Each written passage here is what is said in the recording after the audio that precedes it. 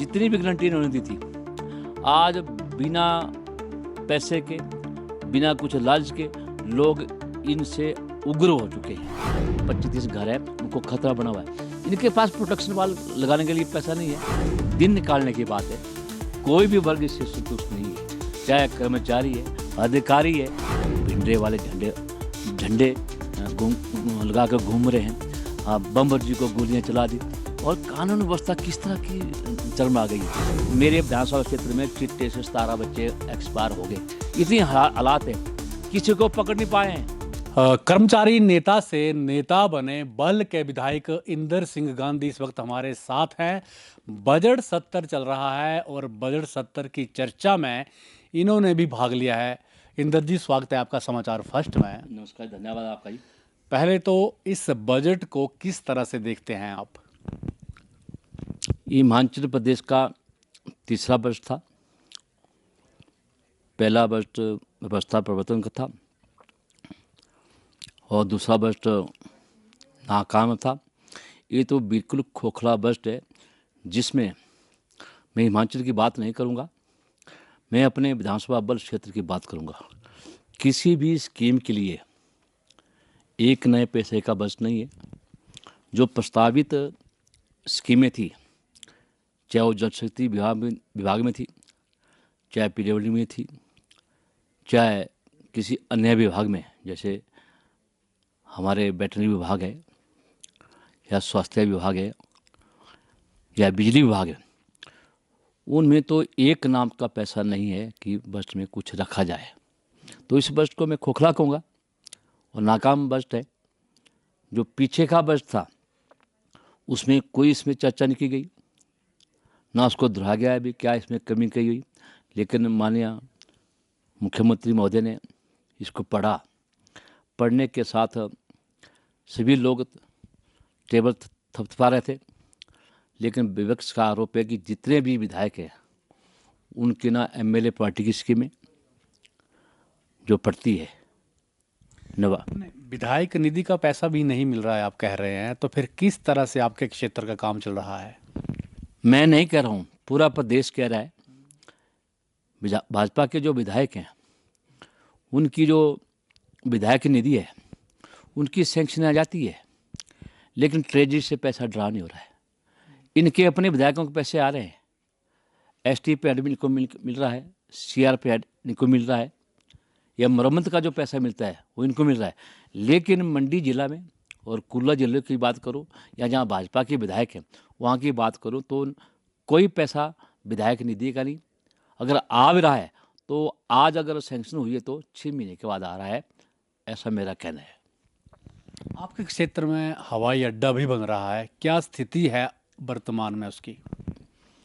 जब माननीय मुख्यमंत्री जी मंडी शिवरात्रि मेले में गए थे तो हाँ, उन्होंने बयान में कहा कि वन में उपजाऊ भूमि है, यहाँ कोई प्रस्तावित नहीं है, ना बनना जरूरी है यहाँ हवाई अड्डा। लेकिन माननीय पूर्व मुख्यमंत्री जयराम ठाकुर का सपना है कि बल में एयरपोर्ट बने, जो हमारा नागचड़ा महल है, जरलू के साथ है, या कुम्मी के साथ है, या हमारा सीन के साथ है। और मुझे लगता है कि तो क्या ये सपना ही रहेगा कि धरातल पर उतरने की उम्मीद है इसके? देश के सबसे बड़े नेता आदरणीय नरेंद्र मोदी जी ने मंडी में आकर इसकी घोषणा की है, और किसी मुख्यमंत्री का अगर सपना होता है वो साकार होता है। आज नहीं तो कल से ही सत्ता भाजपा की आएगी, ये निश्चित है। क्योंकि आप देख रहे हैं हर एक कैटेगरी आज बिल्कुल हरास है। अनुसूचित जाति हवाई अड्डे के खिलाफ तो वहाँ के किसान भी लामबंद रहे। क्या उनकी जो समस्याएं थी, उनकी जो मांगी हैं, क्या उनको सुलझा पाई है सरकार पिछली, या फिर ये? मैं आपको दाव से कहता हूँ, जो लोग इसका विरोध करते हैं वो कौन लोग हैं ये सबको पता है। वो मेडिकल कॉलेज का भी विरोध करते थे, मेडिकल यूनिवर्सिटी का भी विरोध करते थे, आईआईटी जो मंडी में बनी है उसका भी विरोध करते थे, आज वो हवाई अड्डे का भी विरोध करते। अंतर्राष्ट्रीय चीज़ मिलना छोटी बात नहीं है, बहुत बड़ी बात है। क्योंकि मंडी जिला एक केंद्र बिंदु है, पर्यटन की दृष्टि से ये बहुत विकसित है। चाहे हमारा कमरूनाग है, शिकारी माता है, या परासर झील है, या जो जैसे हमारा कुल्लू मनाली जाने की लोगों केंद्र ने पैसा देना, फिर अड़चन कहाँ है? 980 करोड़ रुपए की राशि इसको आ चुकी है, जो कि इस सरकार ने बदल दी। जब इनको त्रासदी आई, इनको संकट आया, उसमें इन्होंने सारा पैसा बदल दिया। जिस तरह जो हमारा शिव धाम है, शिव धाम का 250 करोड़ रुपए की राशि वहाँ आ चुकी थी माननीय जयराम ठाकुर के समय में। ये मेरे पास तथ्य है, मेरे पास कागज़ भी है। लेकिन अब उस पैसे को वर्तमान सरकार ने कहाँ डाला? कहीं चिड़ियाघर के लिए ले गए, कहीं और जगह तब्दील कर दिया। लेकिन फिर से मंडी में गए थे, जब अब शिवरात्रि आई थी, तो बोले कि हमें 100 करोड़ रुपए की राशि और की घोषणा करते। मैं माननीय मुख्यमंत्री से पूछना चाहता हूँ, जो 250 करोड़ रुपए की राशि आई थी वो कहाँ गई? कुछ दातल में लगी है, 50 करोड़ रुपए की राशि जो दातल में लग चुकी है। लेकिन जो 200 करोड़ का बकाया बचा था वो कहाँ गया? आज फिर घोषणा कर रहे, लोगों को मूर्ख बना रहे हैं, लोगों को लालच दे रहे हैं कि कहीं चुनाव हो जाए इस टाइम तो कहीं हमारा काम आएगा। लेकिन अगर चुनाव होगा तो मुझे लगता है कि 60 और 8 का आंकड़ा रहेगा, 60 भाजपा और 8 कांग्रेस से रहेगी, ये मेरा मानना है। आप कह रहे हैं कि हवाई अड्डे का पैसा भी सरकार ने इधर उधर कर दिया? बिल्कुल कर दिया। जो स्टेट शेयर होता है, अब ये अपना स्टेट शेयर नहीं दे रहे हैं। जिस तरह स्टेट शेयर देंगे तो तुरंत जो है केंद्र से इसको स्वीकृति मिलेगी और हवाई अड्डा बनेगा। लेकिन वो जो पैसा आया उसको तो नहीं कर सकते इधर उधर? नहीं कर सकते हैं, सरकार का अपनी मंशा होती है, सरकार कर तो रही है, हर स्कीमों में कर रही है। आज मेरे जितने भी इंस्टीट्यूशन बल में बन रहे हैं, जो IITI गागल है मेरी, हमारे बल में है, बन रही है, 5 मंजिला भवन बन रहा, उसका पैसा तब्दील कर दिया। मिनी सेक्रेटेरिएट जो कि आदरणीय जयराम ठाकुर ने 18 करोड़ रुपए की राशि से बनाया, लेकिन 2 करोड़ रुपए की राशि इनको नहीं मिल रही है, ना दे पा रहे हैं।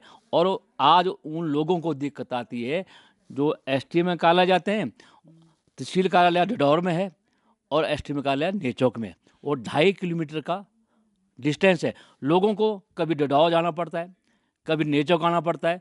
तो जब STM कार्यालय आते हैं लोग, तो वहाँ तहसीलदार उठ जाता है, तहसीलदार के पास जाते हैं तो STM कार्यालय से STM उठ जाती है। तो लोग कहाँ जाएं? मेरा कहने का मतलब, लोगों को दिखते ही इतनी बड़ा भवन आदरणीय जयराम ठाकुर ने उसका उद्घाटन कर दिया है, लेकिन जो SOP सप्लाई और पावर जो बनती है या लगती है, उसका पैसा जमा भी करवा दिया है, लेकिन काम नहीं कर रहे हैं। कहीं इसका उद्घाटन या इसका श्रेय इंदर सिंह गांधी को न चला जाए। इस तरह के नेता वहाँ भी हैं जो हारे नकारे नेता बल में है, ऐसा मेरा मानना है। तो फिर लोगों को क्या जवाब देते हैं जब आपके काम नहीं हो रहे हैं? मैं काम करा रहा हूँ अपनी निधि से, जो अब निधि निकल रही है। बाकी सीधा आरोप है मेरा, जितनी भी गारंटी इन्होंने दी थी, आज बिना पैसे के, बिना कुछ लालच के लोग इनसे उग्र हो चुके हैं। उग्र इसलिए हो चुके हैं क्योंकि महिलाओं को ठगा, फिर युवाओं को ठगा।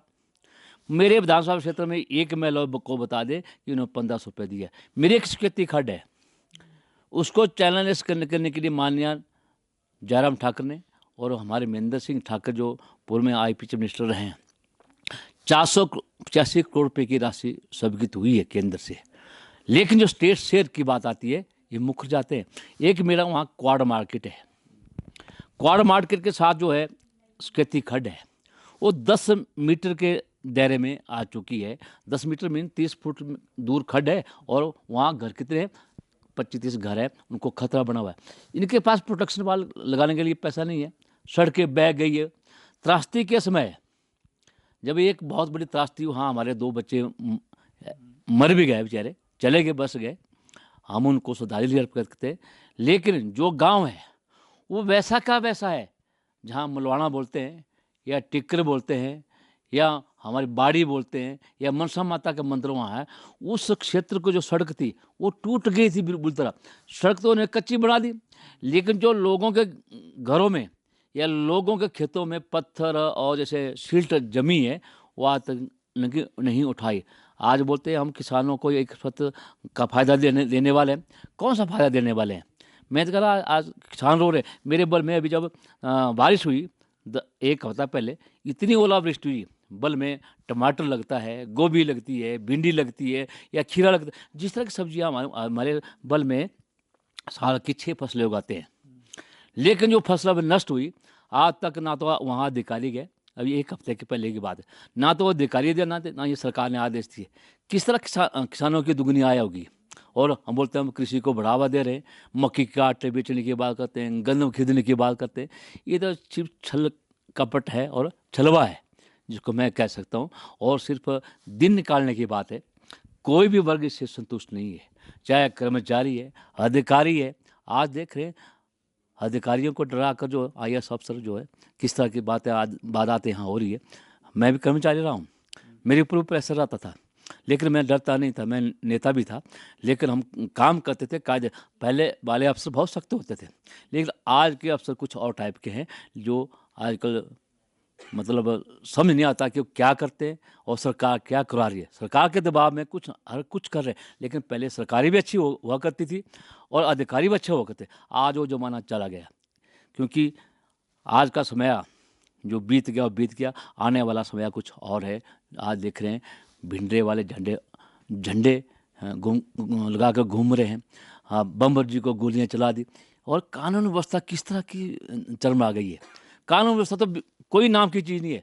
चाहे बल की बात करूं, चाहे मंडी की बात करूं, चाहे पूरे प्रदेश की बात करूं, मैं कहता हूं कि पूरे प्रदेश में चरमरा गई है कानून व्यवस्था। कोई किसी का पता नहीं कौन कहाँ जा रहा है, क्या हो रहा है। मेरे विधानसभा क्षेत्र में चिट्टे से 17 बच्चे एक्सपायर हो गए। इतनी हालात है, किसी को पकड़ नहीं पाए हैं। जब मैंने वहाँ वहाँ बयानबाजी की, धरनाबाजी की, तो उस पर कुछ असर हुआ। असर होने के बाद फिर एसटीएम चली। एसटीएम के बाद फिर कई अधिकारी चले, और जो हमारे वहाँ एसपी महोदय है, उनको मैंने बार बार कहा कि मेरे बल में बहुत बुरा हाल है, क्योंकि बाहर के लोग अधिकतर रहते हैं वहाँ बाहर के लोग, मोमडन लोग भी रहते हैं, सिख भी आए हुए हैं, और दूसरे लोग, ईसाई लोग भी आए हैं, वो धर्म परिवर्तन कर रहे हैं। इस तरह की बात आते हैं, इस वहीं होती है जहाँ कहीं बाहर से लोग आते हैं, पर उनको उन पर अंकुश लगाना चाहिए। मेरा कहने का मतलब है, ये प्रदेश चलने वाला नहीं है। आज आप देख रहे हैं हर बार जो है बाकआउट होता है, बाकआउट है, किस बात का होता है। जब सच्चाई होती है तो उस पर तो समय मांगना पड़ता है, और समय दे भी रहे हैं, कभी देते भी नहीं है। तो मेरा कहने का मतलब ये जो सरकार है, ये स्थिर सरकार नहीं है, ये मेरा कहना है। बिल्कुल, तो ये थे इंदर सिंह गांधी। इनका कहना है कि ये जो सरकार है स्थिर सरकार नहीं है, और सबसे बड़ा जो मुद्दा है, ज्वलंत मुद्दा है, वो है नशे का और चिट्टे का। और उन्होंने चौंकाने वाला आंकड़ा यहाँ पर दिया है कि 17 युवाओं की मौत इनके क्षेत्र में हो चुकी है, और कानून व्यवस्था पूरी तरह प्रदेश में चरमराई हुई है। तो सर, आपने समाचार फर्स्ट से बातचीत की, आपका बहुत बहुत धन्यवाद।